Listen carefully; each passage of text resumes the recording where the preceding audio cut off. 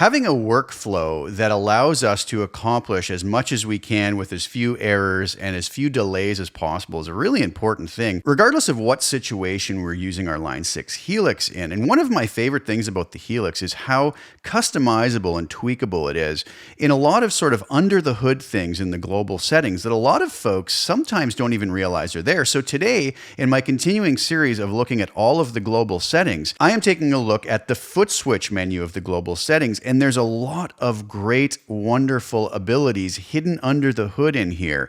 And I get a lot of questions about this, or I see a lot of questions of people asking if they can accomplish certain things with their Helix. And a lot of times the answer is yes, but they just don't know where to look. So in this video, we're going to take a deep dive look into how we can customize our foot switches. And I think you might be surprised at how we can create a workflow that's going to work for the wide array of different needs of different users in many situations, whether live or in the studio. So let's take a look at the global settings for foot switches. So here we are over at our Helix, and what we want to do first is enter global settings. So we'll go up to our little hamburger button. I apologize if my hand gets in the way at all. And you'll see down here that it gives us the choice of global settings. So we select that. We can then use our joystick over here to move around to whichever appropriate selection we need. Today, we're going to be discussing foot switches, as I already mentioned. So what we basically have are 6 different selections down here. We have stomp select, preset mode switches, stomp mode switches, snapshot mode switches, up and down switches, and swap up down. So let's go through these one at a time. So first off, we have stomp select. By default, this is going to be set to touch, but our options are off, touch, press, and touch and press. So when this is off and we are over in a preset like this, here are our stomp boxes, let's say. So if I touch this, you'll notice that the screen focus doesn't actually change at all. If I press any of these on, you'll notice the block goes on and off, but the focus of the screen doesn't go to the parameter settings of that particular block. Now, if I come back to our global settings and I switch this to touch, we know that Helix has capacitive touch foot switches. So when they're touched with a finger or a bare foot, it is going to now switch and the screen will focus on the settings of whichever switch I decide to touch. But you will notice that if I press, it doesn't actually do anything other than toggle that block on and off. Only the touching of the switch will change the focus of what the screen is looking at. So if we come back to our global settings, and if I change that to press, now you'll notice that if I touch, it will not change the focus. But if I press to turn that on and off, it will change the focus of the screen. So it really is useful to have the ability to customize this.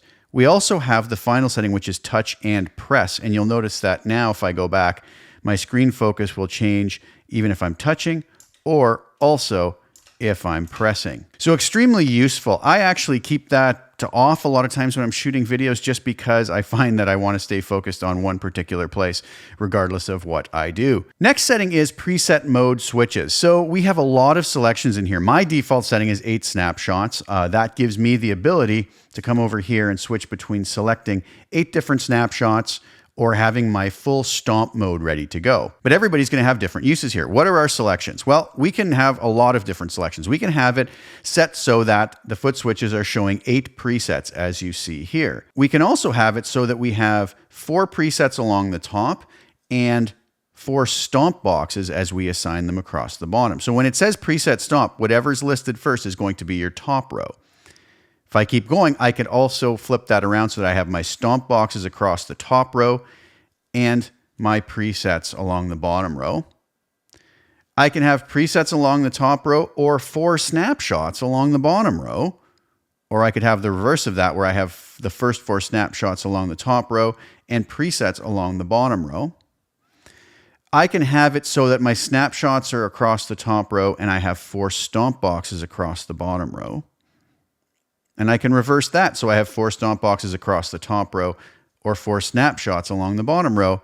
And finally, I could have it set for 8 snapshots. I can hit button number 6 over here And that will switch me into full stomp box mode. And I can toggle between snapshots and stomp boxes that easily. And that's how I actually use this when I'm in a live situation. I find that the best for me, but your mileage is definitely going to vary depending on what your workflow is and what your needs are. Next, we have stomp mode switches. So if we go over into stomp mode over here, we can decide to either have 8 switches dedicated to stomp pedals, which would be these inner 8, right? We have our tap tempo over here, and we have the ability to switch between stomp and snapshot mode.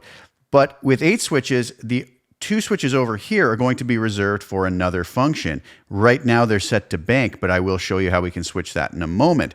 If we set this to 10 switches, then we get rid of these 2 switches being used for another function, and we now have 10 switches dedicated to assigning stomp boxes to those. I usually leave mine on 10 switches, but again, it's going to really depend on what your needs are. Now, snapshot mode switches can be a little bit confusing for the simple reason that if I'm set up in 8 snapshot mode, it may not seem like this is really going to do much. So let's come out of this, and let's say we're over in preset stomp mode. So now we see we have 2 bank switches here, we have presets along the top, and we have stomp boxes along the bottom. If we wanted to access our snapshots here, the way we do that is by pressing both of these bank buttons, button number 1 and button number 7 at the same time. And you'll notice when I do that, it brings me into snapshot mode. So if I'm playing live and I know I need that, I could hit my foot down on those 2, I'm in snapshot mode. With this set to auto return, what's going to happen is if I hit to snapshot 2, you'll notice that I go back to my previously set preset stomp mode. So I can go into snapshot mode, select my snapshot, and then it'll take me back in where I maybe have my stomp settings and preset settings here. Now, if that was set to manual return, if I go into snapshot mode, I can now switch between snapshots.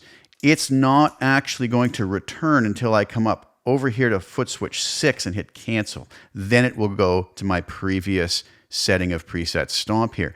Now, if I'm set on 8 snapshots and I have this on auto return, when I go into snapshot mode here, there's really nothing for it to return to because we're already defaulting into snapshot mode. I still like this so that I can manually switch between stomp and snapshot, but the options are there and it's very flexible and we can really customize this into a workflow that's going to work for us. So now it says up down switches. So that's our 2 switches over here, foot switch number 1 and foot switch number 7. We can choose to have those set to control banks going up and down, or to scroll through presets, or to scroll through snapshots. So this could be useful if we, let's say, have presets set up for one song after another in our set, and we just want to keep scrolling through those, right?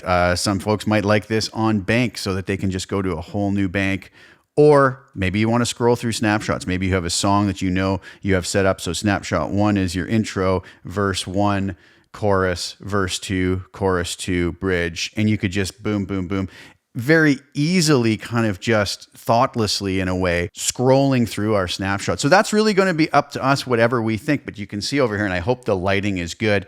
As I switch that, this changes over here to snapshot, preset, or bank. Now the final setting, swap up and down. With it off, we have the switches in their normal orientation. So the top button scrolling upwards and the bottom button scrolling downwards. If we swap those, you'll see now that the top button will scroll downwards and the bottom button will scroll upwards. You know, a lot of folks might look at that and say, what would I ever need that for? But again, when we're in a situation playing live where we want things to be very smooth, we're concentrating on our playing and we want to just thoughtlessly or mindlessly, let's say, hit a button to do what we want, these customizations can come in very handy. So there you have it. I hope you guys found that useful. I don't know if any of you were surprised by some of those settings. You know, we have a lot of longtime Helix users who've used their Helix for one particular purpose and never really dove in under the hood to look and see what other capabilities are. And I've been guilty of this myself with different pieces of software and different pieces of equipment through the years too. And then we get that eureka moment where we discover one of these workflow possibilities that we never knew existed, and it just makes our lives easier. So I wanted to put this out there just in case some of you didn't know some of these things. I'm sure a lot of you didn't already have your boards customized exactly the way you want, but for those who didn't, I hope that you got at least a morsel of something out of this that could possibly help you to customize your Helix in a way that's going to make it more useful and much easier to use at the bare minimum. So thanks so much for tuning in. Please like the video, share it with anybody who you think would get use out of watching it. Please subscribe to my channel and hit the little bell notification to get notified when I put new content out. I'll be back really soon with some more. Thank you guys so much for tuning in. Ciao for now.